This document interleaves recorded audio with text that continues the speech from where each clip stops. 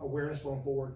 And I will say this, I'm not a fan of, I'll say, certifications or degrees, right? And I say not a fan, it's immature to me.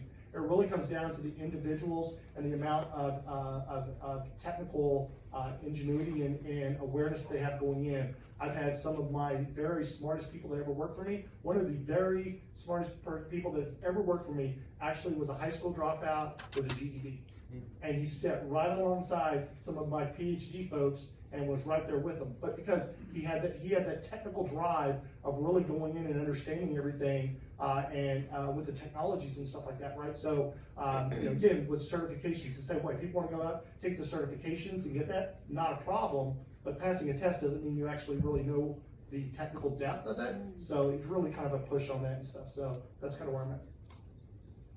Yeah, thanks, Mike. That resonates with me because I've said before, I think cyber is a big tent, right? We need all kinds of skill sets. We need introverts and extroverts, right? We need it across the spectrum and across skill sets. So if you're not in cyber now and you want to give cyber a try, then I think there might be a place for you. Mike? Yeah, I think the conversation so far is right on. I think from my experience, meeting with critical infrastructure owners and operators, state and local, executive branch, where all of us come from, and also kind of judicial, legislative branch, all of government, all of critical infrastructure is saying the same thing. We need more people, we need more highly skilled people. Cybersecurity is something that we would like to invest in. However, as the first question asked, what are we doing with the cyber executive order? We had 15 days for a few of those tasks. We had 30 days for others and a year for some of the longer term. That is a quick turn that we need to take whatever team we have today and make them expert enough to conduct the mission. And to me, I think there's always a danger in us going straight to expand resources, get 100 more people on your security team. Yes, that should be part of the strategy. But for us at CISA, finding a way that we're doing two things with the team that we currently have. One, reskilling them. Paul just made a call out to all of you. If you're interested in cybersecurity, we do the same all the time. If you like technology, if you are good at program management or acquisitions, see if cybersecurity is a good flavor for you. I started my career about 16 years ago at DHS as a policy person. So up at the headquarters of DHS, working everything from immigration to aviation to whatever else was on the menu at that point, and switched over to cybersecurity. We need to be thinking about creative ways we pull the right people into these jobs. Reskilling is something that CISA does through our Federal Cyber Skilling Academy. That is a free offering that we're now expanding out to all agencies right now. The call has been made to those who would like to be kind of junior analyst level cybersecurity folks. Come on, be part of this Cyber Skilling Academy effort that we have underway at CISA, open to all government right now, and happy to share some information with those who would be interested. Second piece of that is really to make sure that the team that is on the front lines fully understands what is being communicated as it relates to government policy and strategy right now. That is absolutely necessary when we're talking about zero trust implementation. These are really highly complex topics. Add emerging technology and artificial intelligence to that. We have to leverage the folks that are on our teams and get them the skills and training and knowledge necessary to do this job. All of us are going to be a bit uncomfortable with the next decade of technology modernization. We have to make sure we have the team that is not only interested and willing to take on the challenge, but they have the resources to do so. One thing that I've done with my team recently is to start a zero trust community of practice for agency zero trust managers. A lot of those people did not know they were the zero trust manager until the executive order came out and one was designated. These are exactly the types of roles and responsibilities that we at CISA are thinking, all right, whether or not you raised your hand or you selected the role that you're in, how can we help? And so we're doing that through two ways. One is we are actually providing free certification service training to anyone who's interested within those positions. So offering it to all agencies in the management level, saying if you need to know more about zero trust, come with us. We'll be part of a commercial offering. There's really been a great opportunity for folks to learn more about basics of zero trust. The second piece is take everything that they've learned through that experience and put them in the same room. And we found that that is really an excellent way to leverage the brain power, the experience, the background of anyone who's coming from any background and saying, we have a common challenge.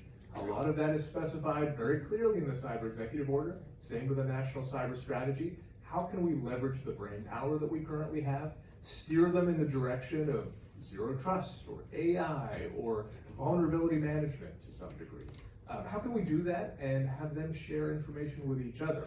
We know that we need to really magnify and maximize what we currently have, and CISA won't have all the answers. We'll have an FAQ document, we'll have advisors and support folks like myself who are out supporting agencies, but ultimately, how can we build a community that is skilled, better understanding of what the terrain is, and working together to solve problems that are really collective and shared across agencies?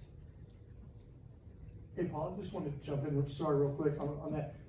One of the gaps that I can think we're seeing out here in the workforce, because again, what we really talk about is skills going down, and some folks, I'll call it turning the crank, right?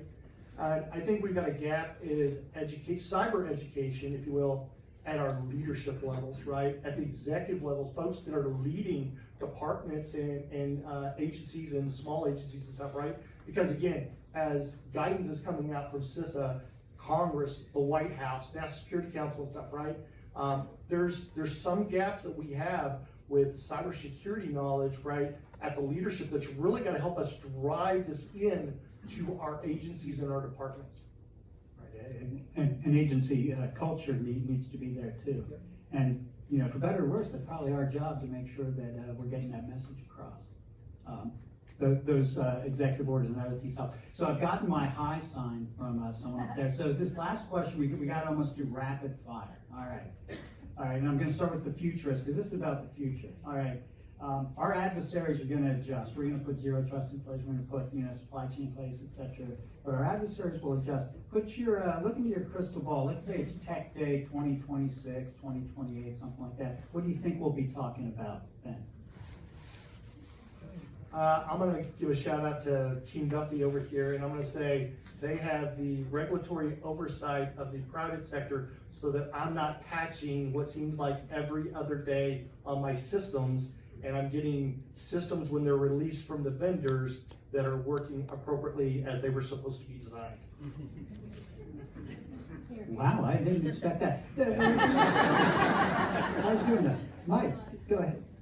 Yeah, it's a great question. I will say that from kind of the practical side of zero trust, it's going to take us a long time to get there. It is a lot of work, a lot of investment. How many acquisitions people do we have here? Technical acquisitions. There's a lot to buy. There's a lot to connect. There's a lot to do to make this a reality. What I see in the next 3 to 5 years is we will have varying levels of maturation across agencies and organizations as it relates to zero trust. So all of the challenge that we're seeing right now will either be magnified into kind of those who are behind on adoption and implementation. A lot of the known exploited vulnerabilities will continue to hit those who haven't taken necessary steps. That's an important one. And we'll be seeing those who are most advanced will be the ones saying, I've never seen so much adversarial activity and so many threats on my network. That's because we can see it now. And that is the logging advancements. That is the endpoint detection and response. So those who are advanced will be having really bad days that they'll need to turn around quickly, but they know. And they know the challenge and they can address it. Those who maybe are still in the dark will really need to be able to find a path to do so quickly. And that to me is really where CISA is coming in to make sure that we can level that out. Make sure that we have maturation and understanding of where we need to go, common knowledge, and bring folks to the table so that we can take necessary action. Angela, what do you think? Well, I had a whole different answer for this, but I'm going to go ahead and keep it in line with my fellow panelists here and say that the maturation of the zero trust for the agencies is going to be at different levels. And as mentioned, you know, if you're up high, you're going to see a whole lot more. But what really concerns me about 3 to 5 years from now is what's coming up between now and then that we're going to have to add to our plans. It's a fast-moving environment. There's a lot of changes, a lot of different things to keep up with. I mean, if you look at, you know, the conversations about artificial intelligence right now, how do we keep up with that? It won't be long before they're leveraging that to attack us as well. Totally agree. So if we're talking 5 years from now, though, I intend to be on a beach somewhere. But, do we have time for, yeah, Lou's there. Hey, do we have time for questions? Look at the bosses up Oh, there. she gave a thumbs up. 5 minutes for questions, okay. You know, oh, I'm gonna go back here first, because this guy's, he's trouble. So go ahead. So talking about AI and, you know, that being threat vector, are U.S. government agencies piloting any AI programs to get in front of this to try to actually mock attacks or set something like that up? If you could talk about it. Well, Mike Duffy, do you have, do you wanna try to take that one? I think, so one quick answer is, the government's very interested in that one. This is in particular, where I'm coming from, is looking at the operational aspects of it, the way that we can secure these systems, ensure that as technology advances at a very rapid pace, we have a strong understanding of what is both at stake and opportunities that we have to leverage the technology. So yes, absolutely, it's something that is, of course, a top priority. Can't go to a conference without it. So it's something that I know from the security side, we are absolutely working through. Had a great conversation with the interagency yesterday about some of the ways that we all are thinking through. And I hate to always think of it as the concerns related to artificial intelligence, because a lot of it's opportunity too. I think that Patrick in the front row here talked about some of the awesome ways that you could leverage this technology to make, I think this was your point as well, to make your job easier, to make sure that we're focusing on the right thing. So from the CISA perspective, it is top on our radar, something that we are investing in research to make sure that we're one step ahead.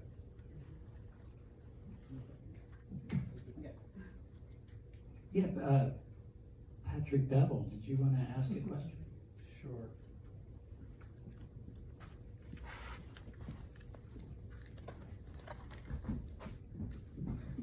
Yeah, Mike Duffy actually touched on my question just a minute ago. But yeah, turning that AI question around, you know, on the adversarial side is one thing we have to be concerned about. But you know, we were talking about recruiting outside of IT, right? I like to call that neurodiversity.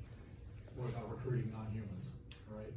I think that's where AI comes in, and I see it as a tool to accelerate the productivity of the workforce that we do have. And so, what I'm hoping we can do is develop a kind of a government-wide strategy to do exactly that as a part of the workforce plan.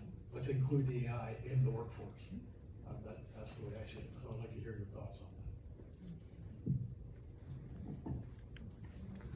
Well, you know, as from my perspective on that, we need to use whatever tool we can have in our toolbox to stay in front of our adversaries. And that's you know, taking a look at that from the 30,000 foot level, that also means where can we be more efficient so I can make sure that the dollars that I have are best spent on, you know, defending, protecting, detecting, and not on maybe, you know, more rote tasks that AI can help me with. Now, AI may be able to help with a lot of other things too. I see my SOC director back there and I'm going, hey, you know, AI could probably help with a lot of the stuff that they're doing of looking, you know, through events and alerts and things like that to highlight them.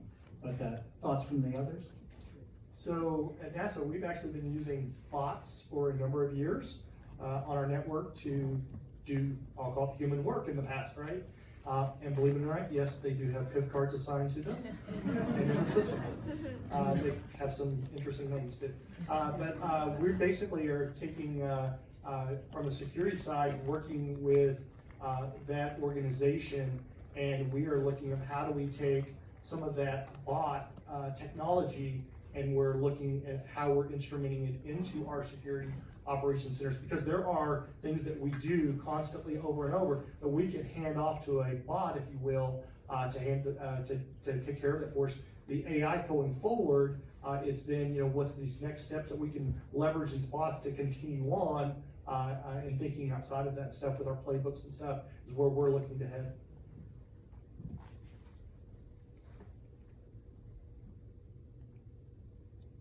Oh, we've got,